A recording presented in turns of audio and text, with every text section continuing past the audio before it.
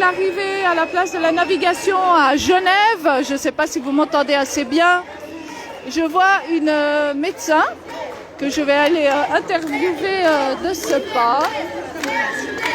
Liberté, vérité, liberté, vérité, Pardon.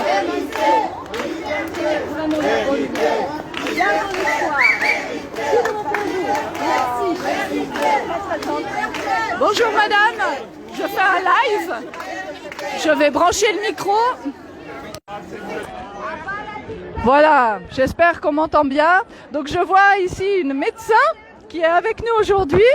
Madame, est-ce que vous voulez vous exprimer un peu sur votre... Avec grand plaisir. Je vous donne le micro.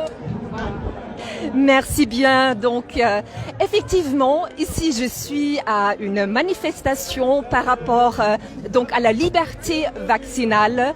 Et en fait, je suis très heureuse de pouvoir vous parler parce que, effectivement, d'une part, les vaccins sont dangereux, risqués. Et il est très important que la population soit au courant que, contrairement à ce qui, en fait, est souvent dit en public, le produit ne reste pas donc dans le muscle du bras et que ensuite ça s'arrête là. Non, malheureusement, il y a une étude qui a montré que la protéine spike et donc les nanoparticules qui sont en fait donc contenues dans ce produit sont distribuées dans le corps entier avec le sang. Au bout de quelques heures, on trouve même une concentration assez importante dans les ovaires, mais aussi dans d'autres organes, comme par exemple la rate, le foie et effectivement aussi dans la moelle osseuse. Donc on peut vraiment s'attendre à une atteinte de plusieurs organes. Et en fait, il y a des effets secondaires à court terme, à moyen terme et à long terme. Et malheureusement, c'est banalisé. Il y a des effets secondaires qui malheureusement ne sont pas toujours rendus publics. Donc si jamais vous connaissez quelqu'un qui aura eu des effets secondaires, dites-lui de bien annoncer sa situation parce qu'il y a en fait à court terme des problèmes au niveau thrombose, embolie, des inflammations du muscle cardiaque, notamment chez les jeunes. Donc c'est quelque chose d'extrêmement grave parce qu'en fait les jeunes n'auraient pas besoin de se faire entre guillemets vacciner. Je dis entre guillemets parce que c'est pas un vrai vaccin, c'est une injection génique. Et donc, il y a plus de risques de se faire injecter que de bénéficier d'une protection.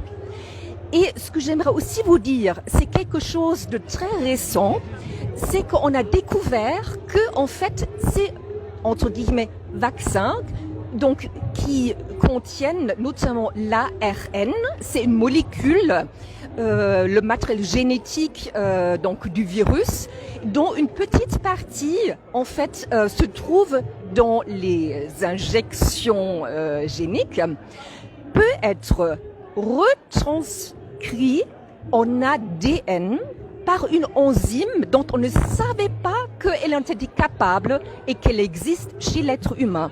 C'est en fait la polymérase θ qui est parfaitement capable de reverse transcrire en fait la RN en ADN. Et donc c'est la molécule qui contient notre information génétique. Et cette information génétique peut être ensuite réinsérée dans le génome humain. Donc en d'autres mots, on peut se retrouver avec cette injection à avoir un génome, un matériel génétique modifié. On devient donc du coup comme une tomate, organisme génétiquement modifié.